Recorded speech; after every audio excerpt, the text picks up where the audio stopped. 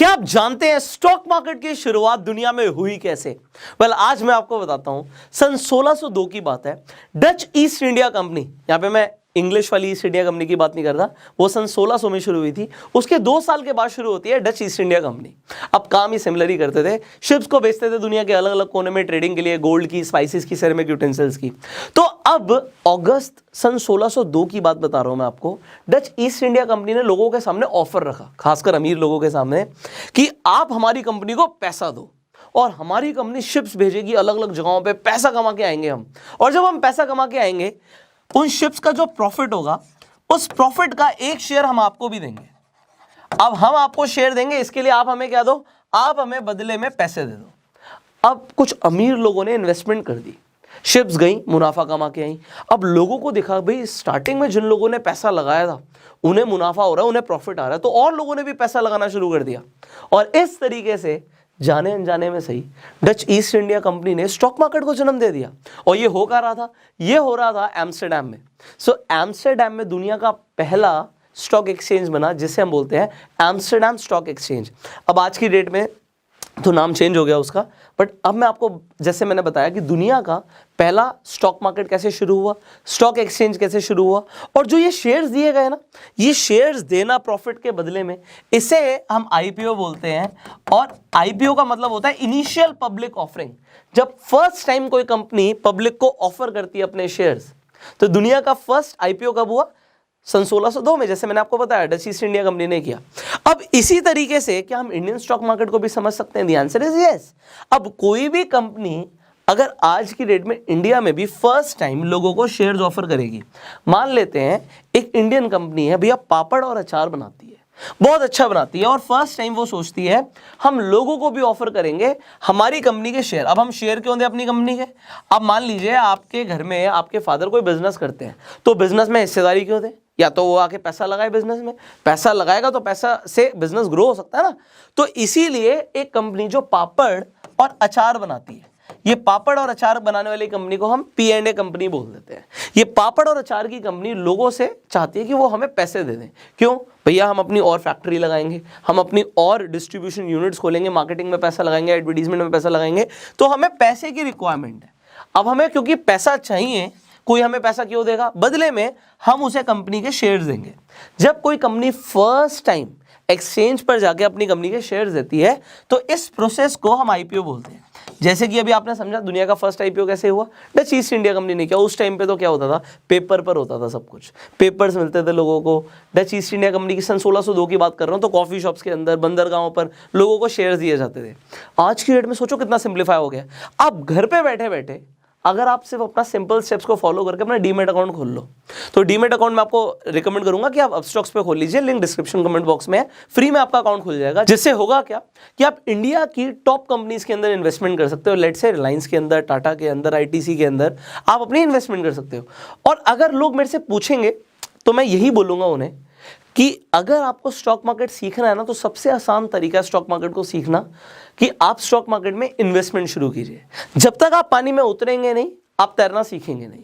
But फिर भी concept समझाना मेरा काम है, तो मैं आपको कॉन्सेप्ट बता रहा था कि इस तरीके से आईपीओ आ गया। अब ये आईपीओ जब आता है, ये शेयर्स कहीं लिस्ट होंगे, तो जो शेयर्स को खरीदा और बेचा जाएगा, इसके लिए एक एक्सचेंज होता है।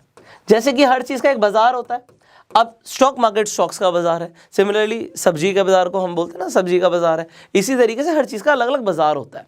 अब यहाँ पे जो एक्सचेंज है इंडिया के अंदर, अभी हमने एम्स्टरडैम स्टॉक एक्सचेंज की बात करी, तो इंडिया के अंदर 2 स्टॉक एक्सचेंज है। BSE जो कि पहले शुरू हुआ, बॉम्बे स्टॉक एक्सचेंज, और दूसरा है NSE, नेशनल स्टॉक एक्सचेंज।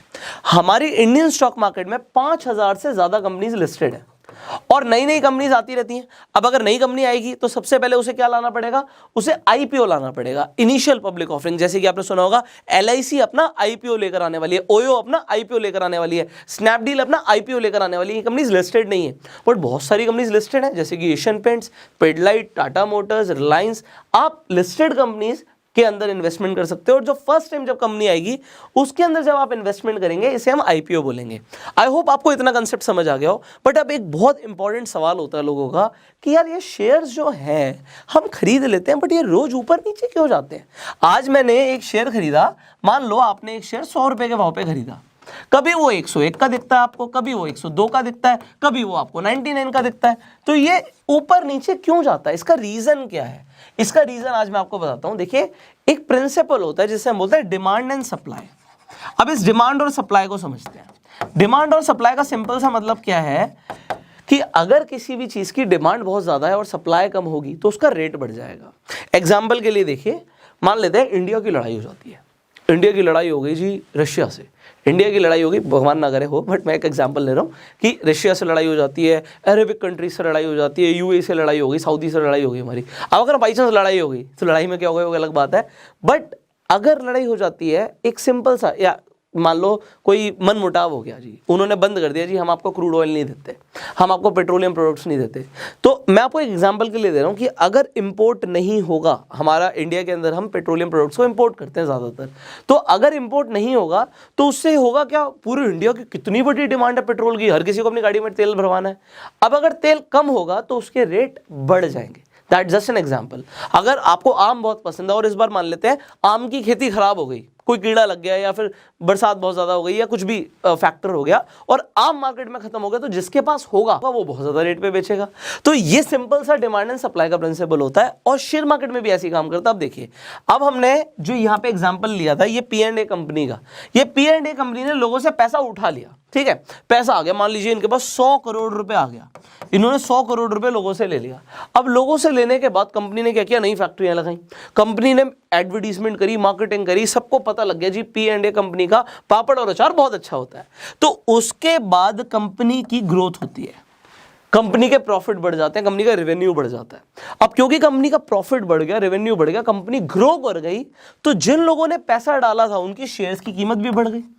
अब अगर शेयर्स की कीमत बढ़ गई तो एक तो ये फैक्टर आपको समझ आ गया कि शेयर की कीमत तब बढ़ती है जब बिजनेस बढ़ता है, जब ग्रोथ आती है। तो ये तो एक चीज हो गई, this is only one factor. और भी तरीके से शेयर का प्राइस बढ़ेगा। आप देखिए कैसे, जैसे ही कंपनी की ग्रोथ मार्केट में और लोगों को दिखती है और शेयर प्राइस बढ़ता हुआ लोगों को दिखता है, तो और लोग भी डिमांड करने लग जाते हैं कि हमें भी इस कंपनी का शेयर चाहिए। और जैसे ही डिमांड आती है, शेयर रॉकेट की तरह भागता है। तो पहला तो कंसेप्ट क्या था कि कंपनी ग्रो बहुत अच्छा कर रही थी इसलिए शेयर का प्राइस बढ़ा, बट सिर्फ इस चीज के ऊपर शेयर का प्राइस डिपेंड नहीं करता। अगर बहुत सारे लोग आने लग जाएंगे, मांगने लग जाएंगे इसी कंपनी का शेयर कि हमें भैया P&A कंपनी का शेयर चाहिए, तो उसके बाद क्या होगा कि शेयर का प्राइस आसमान छूने लग जाएगा, and sky is the limit. अब मान लेते हैं P&A कंपनी के पापड़ और अचार में लोगों को दिक्कत आती है, टेस्ट पसंद नहीं आता, लोग खरीदना कम कर देते हैं, किसी और कंपनी का खरीदना शुरू कर देते हैं। अब सेल गिर जाएगी। अब बिजनेस अगर अच्छा नहीं करेगा तो होगा क्या, जिनके पास शेयर्स हैं वो शेयर्स को बेचना शुरू करेंगे। अब जब बेचेंगे तो सप्लाई आ जाएगी और डिमांड है नहीं, तो शेयर कितना भी गिर सकता है। तो शेयर बढ़ता भी है, गिरता भी है, बट ऐसे रेगुलरली इवेंट्स होते रहते हैं मार्केट में। कभी कोई न्यूज़ आ जाती है, कभी कंपनी का मैनेजमेंट चेंज हो जाता है, कभी दुनिया में वॉर लाइक सिचुएशन हो जाती है, कभी कॉमोडिटीज़ का प्राइस बढ़ जाता है, कभी लेबर के रेट बढ़ जाते हैं। तो बहुत सारे फैक्टर से जो डिमांड और सप्लाई है ना, वो चेंज होती रहती है। और इसीलिए शेयर का प्राइस आपको ऊपर नीचे दिखता है, क्योंकि डिमांड और सप्लाई मार्केट में हर वक्त काम कर रही है। अब शेयर मार्केट के अंदर अगर आप बिल्कुल नए हैं तो आप क्या करें, this is the first question. आज आपको समझ आया कि शेयर मार्केट क्या है, कि एक tariके से हम हर चीज़ खरीद सकते हैं। जैसे कि हम कुछ भी खरीदने के लिए अलग अलग बाजार में जाते हैं, अगर हमें शेयर्स खरीदने हैं तो हमें शेयर मार्केट में आना पड़ेगा। अब शेयर मार्केट में अगर हमें आना है शेयर्स खरीदने, तो हमें खरीदने ही क्यों है, क्योंकि शेयर मार्केट में जब आप इन्वेस्टमेंट करते हो, शेयर्स खरीदते हो, तो शेयर्स की, अच्छी कंपनीज के शेयर्स की लॉन्ग टर्म में वैल्यू बढ़ती है, कंपनी भी ग्रो करती है और उसकी वैल्यू बढ़ती है। और हमारे पास पैसा पड़ा रहेगा तो एक महंगाई नाम का दीमक है, हमारे पैसे को खाएगा। तो हमें इंटरेस्ट मिले हमारे पैसे पे, हमारा पैसा ग्रो हो, उसके लिए हम शेयर मार्केट में इन्वेस्ट कर सकते हैं। और इन्वेस्ट करेंगे तो उसके लिए, सीखने के लिए अभी आप बेस्ट चैनल देख रहे हैं यूट्यूब पे, अगर आप फेसबुक पे वीडियो देख रहे हैं तो आप हमें अभी के भी फॉलो कर सकते हैं, यूट्यूब पे देख रहे हैं सब्सक्राइब कर सकते हैं, बेल आइकन पे क्लिक कर सकते हैं, जिससे आने वाली वीडियोस आप मिस ना करें। इनफैक्ट हमने शेयर मार्केट के ऊपर एक पूरी प्लेलिस्ट भी बनाई हुई है, आई बटन पे लिंक है, उससे जाकर आप देख सकते हैं। अब बात यहां पर ये करते हैं कि शेयर मार्केट को समझने के लिए, जैसे सवाल ये था कि आप क्या करेंगे, तो प्लेलिस्ट देख सकते हैं। दूसरा, मैंने आपको बोला कि शेयर मार्केट को समझने का बेस्ट तरीका है कि आप अपनी इन्वेस्टमेंट शुरू करें। बहुत सारे स्टॉक्स नहीं, अगर आप एक ही कंपनी के आज चाहे 500 रुपए के चाहे 100 रुपए के आप स्टॉक्स खरीद लीजिए, फॉर एग्जांपल आईटीसी का शेयर आप खरीद सकते हैं, फॉर एग्जांपल टाटा मोटर्स का आप शेयर खरीद सकते हैं। तो आप ऐसा, अभी हम बात नहीं करें कि कौन से रेट पे खरीदना है, कितना खरीदना है, एक बहुत स्मॉल अमाउंट ही सही जो आपके लिए बहुत ज़्यादा मैटर नहीं करता, आप अपनी इन्वेस्टमेंट की जर्नी शुरू कीजिए।